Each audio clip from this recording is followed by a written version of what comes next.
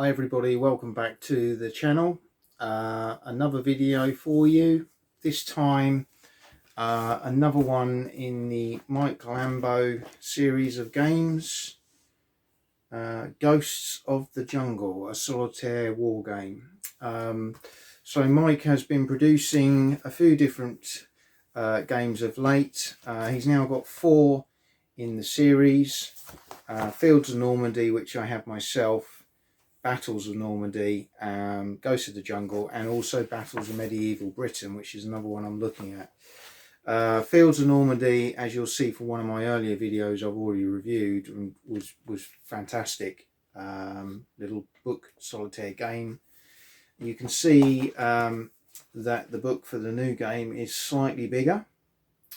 In terms of page count, very similar, I believe. So Normandy had 51 pages. This one's slightly less at 44, but obviously a bigger book to start with.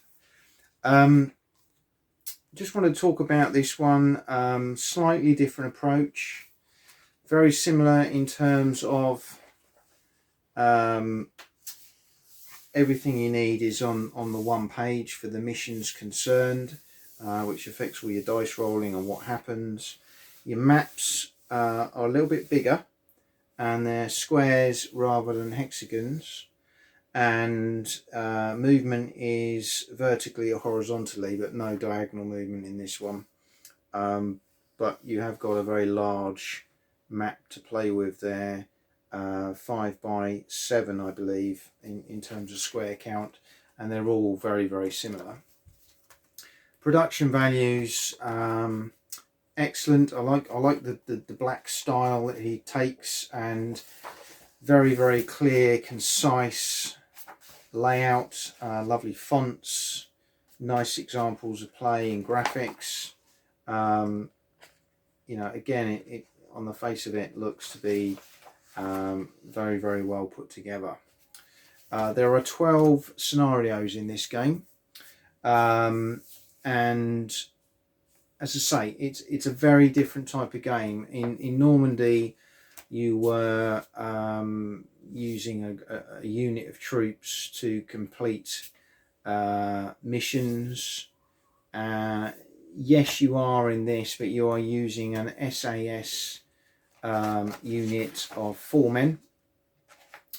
Australian SAS. This is based on a historical unit, and is based in Vietnam. So something very different. And you know, the first few pages talk about the men, their names, gives you a little bit of fluff and chrome to the game, so you can kind of get to understand who these men are, their role, what they do. But this game is all about stealth, tactics, planning, and surviving. You can't afford to lose 1 man in your unit. Generally speaking, 1 man means every man is lost and the mission is failed. So you need to think and plan ahead, and more often than not, this game, as I say, the stealth side of things is about staying hidden, picking your moments when you're going to attack, trying not to be grouped together, leaving yourself exposed. And of course there's that random element of where the Viet Cong may be. So each mission you have starting locations on the maps where Viet Cong could be, and they can get reinforcements as well. The main rules themselves probably cover about 10 pages. As I say, there's a bit of chrome in there, and when I say the rules, these are expanded versions of what are on the main mission pages, which are cut down into specific tables that you roll on for SAS actions, Viet Cong actions, end of turn events, reinforcements, etc. So the mechanics are very similar to the Normandy games. You will roll a number of dice, and that will allow you a choice of a selection of actions. You won't always get the specific actions that you want, and that's where that little bit of interest comes into the game, that kind of not being able to always do what you want to do. But with good planning and care, most of the time you can maneuver and get into the positions that you need to be in. As your men start to take damage, or attrition starts to bite, they become less effective, then suddenly it gets a little bit harder. You have less options, less things that you can do. The key element here is not to be left in the open at the end of a turn when you'll be exposed. You know, if you're going to use things like grenades, they're noisy, you're going to bring attention on yourself. If you open fire, you're going to bring attention on yourself. So it's all about thinking ahead, planning ahead, looking at the map, maneuvering in the best ways. But it's a cracking little game. There's 12 scenarios in there. Again, you could use the roll and write right over the page, use the mission, move on to the next one. I say you've got 12 missions in here for less than 12 quid. That's £1 a game. It's really good value for money. Or, as you've seen me use with Normandy, you could use the plastic acetate sheets right over, or indeed you could photocopy the sheet and then use blocks, little coloured blocks to represent the units. And I think for this game, that's probably the approach I'm going to take, because they're bigger maps. I think using the little coloured blocks will add again a little bit of flavour to the game, and ultimately all you need is a D6 or a couple of D6s and some coloured blocks, or counters even would be okay, in a little bag with your book, in your suitcase, in your backpack, your day bag, whatever it might be, and you've got a little game on the move there that you can get out and have a play to scratch that itch. Some of the missions, yeah, there's a lot of reconnaissance ones, there's rescue operations, destroying headquarters, eliminating commanders, jungle rescue, ammo dumps, search and return. Yeah, there's a lot in here. Again, a lot in this book for what you're paying for it, and I think Mike has definitely latched onto something here. Although the Worthington games, which I've reviewed several, are excellent components, etc., etc., these offer something very different in the solitaire market. They're not as scripted in terms of the limits on the options of things that you can do. There's more you can do in this game.